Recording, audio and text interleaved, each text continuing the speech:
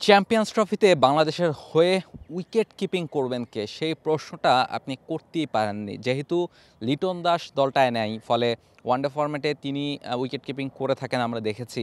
ফলে তিনি যদি না থাকেন সেই জায়গাটাতে চ্যাম্পিয়ন্স ট্রফিতে বাংলাদেশের হয়ে উইকেট কিপিংটা কে করবেন? আমরা আগে দেখেছি মুশফিকুর রহিম উইকেট কিপিং করতেন এবং নির্বাচকও সেই কথাটাই বলেছেন যে মুশফিকুর রহিমে আসলে উইকেটের পিছনে তাদের প্রথম চয়েস। তবে নির্বাচকদের প্রথম চয়েস হলো আমরা পাঁচটা দেখেছি যে তিনি আসলে অ্যাজ এ উইকেট কিপার বেশ কিছু ব্লান্ডার করেছেন প্রায়শই এবং বেশ কিছু ভুল তিনি করেছেন। ফলে সেই জায়গা থেকে অনেক সময় আমরা দেখেছি যে তিনি উইকেট কিপিংটা থেকে সরে এসেছেন।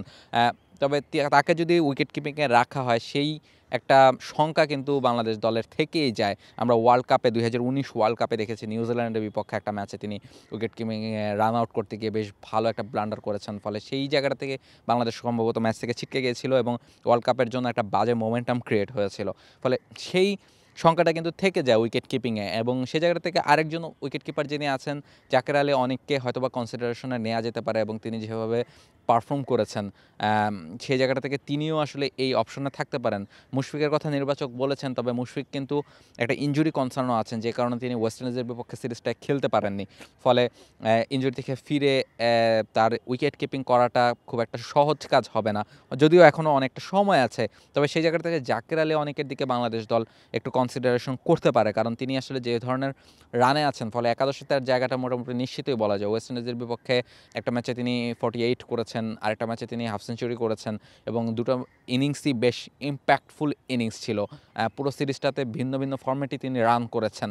ফলে তার এই ইম্প্যাক্টটা কিন্তু 6-7 নম্বরে বেশ কাজে দিয়েছে বাংলাদেশ দলকে। ফলে তিনি সেটা নিশ্চয়ই চ্যাম্পিয়ন্স ট্রফিতেও বাংলাদেশ দল পেতে চাইবে এবং তিনি নিশ্চয়ই একাদশে থাকবেন এবং সেক্ষেত্রে তিনিও হয়তো বা উইকেটের পিছনে গ্লাভস হাতে বাংলাদেশের হয়ে কাজটা করে দিতে পারেন এবং তিনি যদি ব্যাট হাতে তার রানের ফ্লোটা ঠিক থাকে, ফলে সেক্ষেত্রে তার মধ্যে একটা বাড়তি আত্মবিশ্বাসও কাজ করতে পারে উইকেটের পিছনে। তিনি হয়তো উইকেটের পিছনে সেই কাজটা করবেন যেটা আমরা তাকে করতে দেখেছি এবং তিনি বেশ ভালোভাবেই সামলেছেন। হয়তো বা লিটন কিংবা সোহানরা যেই মানের কিপিংটা করেন তার থেকে হয়তো বা খুব বেশি পিছিয়ে তিনি থাকবেন না। ফলে সেই জায়গা থেকে বাংলাদেশ দল আসলে জাকের আলী অনেকের দিকে সেই আস্থাটা করতে পারে এবং মুশফিকুর রহিমকে নির্বাচক প্রথম পছন্দ বলছেন। তবে ইনজুরির কথা যেটা বলছিলাম, যে ইনজুরি থেকে তিনি যদি ফিরে আসতে না পারেন, তিনি ফিরে আসলেও তার যে আসলে উইকেট কিপিং করলে খুব সাধারণভাবেই সেই আঙুলে ইনজুরির সংখ্যাটা আরও বেশি থাকে, যেহেতু 50টা ওভার আপনাকে কিপিং করতে হবে, বল ধরতে হবে। ফলে সেই জায়গাটাতে সেই সংখ্যা থাকে। ফলে ব্যাটসম্যান মুশফিককে পাওয়ার ব্যাপারেও একটা সংখ্যা তৈরি হওয়ার সম্ভাবনা কিন্তু থেকে যায় তিনি যদি উইকেট কিপিংটা করেন। ফলে সেই জায়গাটা থেকে বাংলাদেশ যদি একটু রিস্ক ফ্রি থাকতে চায়, সেক্ষেত্রে জাকের আলী অনেককেই খুব সম্ভবত উইকেটের পিছনে বাংলাদেশ দল দেখতে চাইবে বা কোচ বা ক্যাপ্টেনরা হয়তো বা সেই রকম কোনো সিদ্ধান্তই নেবেন। জাকের আলী অনেক যেহেতু একাদশে মোটামুটি তার জায়গাটা নিশ্চিতই একরকম করে ফেলেছেন 6 কিংবা 7 নম্বরে। 6 নম্বরে যদি মাহমুদুল্লাহ রিয়াদ খেলে থাকেন 7 নম্বরে, এবং আমরা দেখেছি যে রিশাদ হোসেনও স্কোয়াডে জায়গা পেয়েছেন। ফলে তাকে যদি খেলতে দিতে হয় সেক্ষেত্রে হয়তো বা নাসুমকে 8 নাম্বার ব্যাটার হিসেবে তাকে খেলতে হবে, অ্যাজ এ বোলার তাকে খেলতে হবে। সেক্ষেত্রে হয়তো বা নাসুম এবং রিশাদের মধ্যে একটা কম্পিটিশন থাকবে যে 8 নাম্বারে অ্যাজ এ স্পিনিং অপশন কে আসলে খেলবেন। কিন্তু বাংলাদেশ দল যদি কোনো কারণে 2 জন স্পিনার নিয়ে খেলতে চায় কোনো ম্যাচে, সেক্ষেত্রে কিন্তু রিশাদ এবং নাসুম দুজনকেই খেলাতে হবে। ফলে সেক্ষেত্রে 7 নম্বরে জাকের আলী অনেকের জায়গাটা স্যাক্রিফাইস করতে হবে। সেই সময় কিন্তু আসলে মুশফিকুর রহিমই একমাত্র অপশন হিসেবে থাকেন যিনি আসলে উইকেট কিপিংটা করতে পারেন। ফলে মুশফিকুর রহিমকে আসলে পুরো চ্যাম্পিয়ন্স ট্রফিতেই উইকেট কিপিং করার জন্য মানসিক প্রস্তুতিটা নিয়ে রাখতে হবে।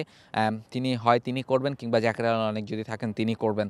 ফলে এই দুজনের একজন করবেন। তবে বাংলাদেশ দল নিশ্চয়ই জাকের আলী অনেকের উপরেই আসলে উইকেট কিপিংয়ের ভারটা হয়তো বা দিতে চাইবে, যেহেতু তিনি ইয়াং প্লেয়ার, এনার্জেটিক প্লেয়ার এবং জায়গাটা মোটামুটি একাদশে কনফার্ম করেছেন। ফলে চ্যাম্পিয়ন্স ট্রফিতে জাকের আলী অনেকের উইকেট কিপিং করার সম্ভাবনাটাই বেশি। তবে নির্বাচক আবার জানিয়েছেন যে তাদের প্রথম পছন্দ আসলে Mushfiqur Rahim as a wicket keeper. ফলে চ্যাম্পিয়ন্স ট্রফিতে বাংলাদেশের হয়ে উইকেট কিপিংটা কে করবেন, উইকেটের পেছনে দায়িত্বটা কে সামলাবেন, সেটা নিয়ে এখনও কিছুটা সংশয় থাকলেও সেটা হয়তো বা সময়ের সাথে সাথে সেই উত্তরগুলো পাওয়া যাবে। বাংলাদেশ প্রিমিয়ার লিগ 2025, 7টি দলের জমজমাট লড়াইয়ে মাতবে পুরো দেশ। দেখতে চোখ রাখুন টি স্পোর্টস নেটওয়ার্কে।